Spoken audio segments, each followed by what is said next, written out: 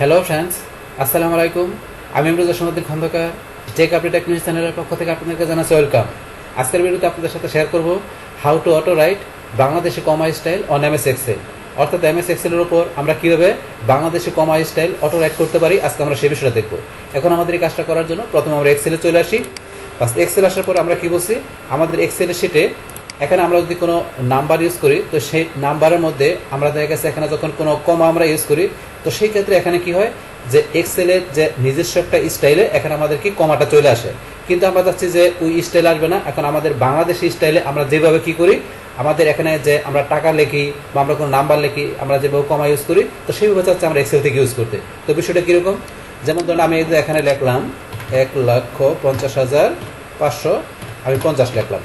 1,50,550 লেখার পরে এখন যদি মনে করেন আমি কি করি, আমার এই যে নাম্বারের এখান থেকে এই যে কমার যে অপশনটা দেওয়া আছে, এটা যদি আমি এখন ক্লিক করি, তাহলে ধরুন এক্সেলের মধ্যে আমাদের এখানে ডিফল্টভাবে কি এইভাবে কিন্তু কমাটা চলে আসে।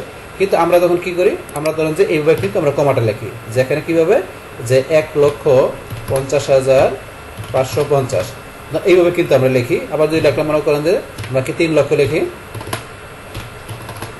আমরা কিন্তু এইভাবে লিখি। আমাদের এটা হচ্ছে বাংলাদেশি স্টাইল, যে 1-এর পরে কমা দিয়ে, আবার যে 50-এর পরে কমা দিয়ে 550, সেমভাবে এই যে 3-এর পরে কমা দিয়ে, 00-এর পরে কমা দিয়ে আমরা কিন্তু এইভাবে লিখি। কিন্তু এক্সেলের মধ্যে আমাদের ডিফল্ট যে ফরম্যাটটা আছে সেটা কিন্তু এইভাবে। এর জন্য আমার এখানে এই যে এখানে আপনার ডেসিমেলের পরে 1000-এর পরে কমা, কিন্তু এখানে কিন্তু আমাদের কমা নেই। কিন্তু এখন আমরা চাচ্ছি যে এক্সেলের ভিতরে আমাদের এই যে বাংলাদেশের যে স্টাইলটা আছে, এই স্টাইলটা আমরা এখানে সেট করব, এই স্টাইলে আমাদের এখানে কমাটা হবে। তো সেই কাজটা কীভাবে করতে হবে ওই বিষয়টা দেখবো। তাহলে এই কাজটা এখন আমরা করার জন্য কি করতে হবে, এখন থেকে ধরুন আমরা প্রথমে চলে যাব কোথায়, আমরা এখান থেকে আমাদের এই যে নিচে ধরুন আমাদের এই টাস্ক বারের নিচে এই যে লেখা আছে টাইপ হেয়ার টু সার্চ, এখান থেকে আপনারা ধরুন যে আপনারা কন্ট্রোল লিখলে উপরে কন্ট্রোল প্যানেল চলে আসবে, এখানে কন্ট্রোল প্যানেল লিখতে পারেন এখান থেকে, অথবা আপনারা এখান থেকে স্টার্ট মেনুতে ক্লিক করবেন। করার পর এই যে এখানে সেটিং, এই সেটিংয়ের মধ্যে আপনারা ক্লিক করবেন।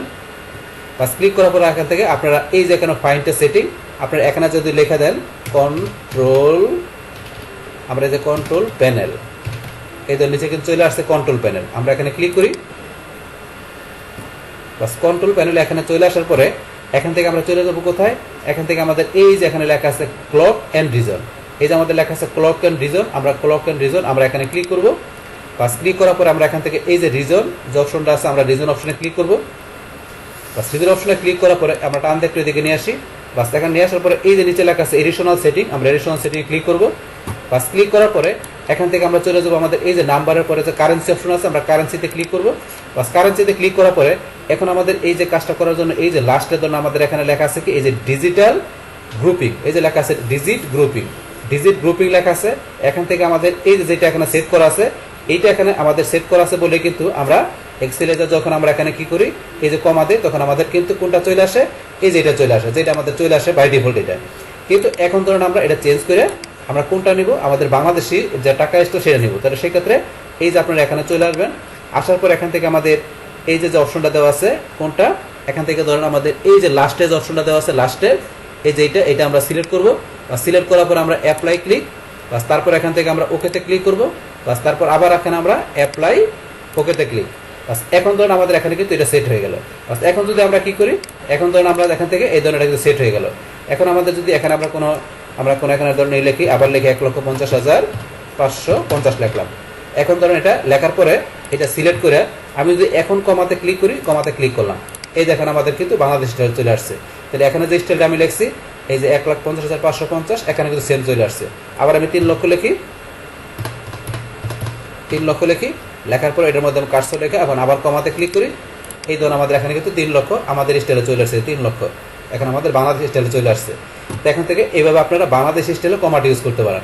আর এখন ধরুন এখানে বাংলাদেশি যে আমাদের এখানে ডলারের জায়গায় টাকা কীভাবে নিয়ে আসতে হবে, তো সেই তার উপরে কিন্তু অলরেডি ভিডিও আমার চ্যানেলে দেওয়া আছে, যেখানে আপনারা কীভাবে এই যে ডলার ডিফল্ট থাকে ইচ্ছে করলে আপনারা এখানে বাংলাদেশি বিডিটি টাকা অথবা শুধু টাকা এখানে আপনারা কীভাবে নিয়ে আসতে পারেন, সে আপনার আমার চ্যানেল থেকে সেই ভিডিওটা সার্চ দিলে আপনারা ভিডিওটা দেখলে টাকার বিষয়টা কীভাবে নিয়ে আসতে হবে সেটাও ক্লিয়ার দিতে পারবেন। তারপর আমি বিষয়টা একটু দেখা দিচ্ছি এখান থেকে কীভাবে নিয়ে আসতে হবে। এখানে আমরা যে এখানে যাই, যার পর আমরা এই যে রিজন, আমরা রিজনে ঢুকি।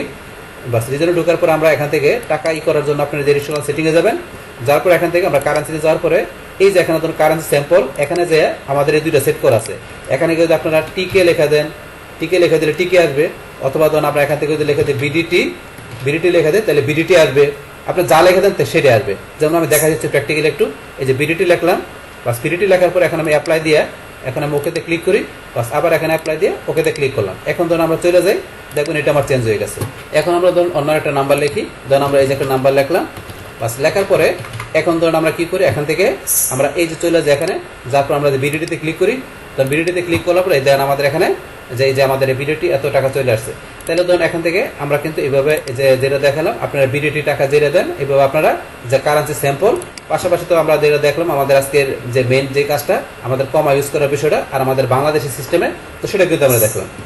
কিন্তু এখন যে আমরা কি করলাম, এখান থেকে আমাদের বাংলাদেশি যে আমরা টাকার যে বিডিটি বিষয়টা এখানে আমরা সেট করলাম, পাশাপাশি এখান থেকে আমাদের বাংলাদেশির এখানে যে আমরা কি করছি, এই যে টাকার যে এখানে আমরা যেটা বিষয়টা কমার বিষয়টা দেখলাম, এটা যদি চাই আমাদের এখানে ডিফল্ট যেটা থাকে সেটা সেট করার জন্য, তাহলে আবার আপনার এখান থেকে এই যে রিজনের এখানে চলে আসবেন। আসার পর আবার এখানে আমরা ক্লিক করবো রিজনে, বাস ক্লিক করার পরে আপনারা আবার এখান থেকে এডিশনাল সেটিং আসবেন, বাস আসার পরে কারেন্সিতে আসবেন।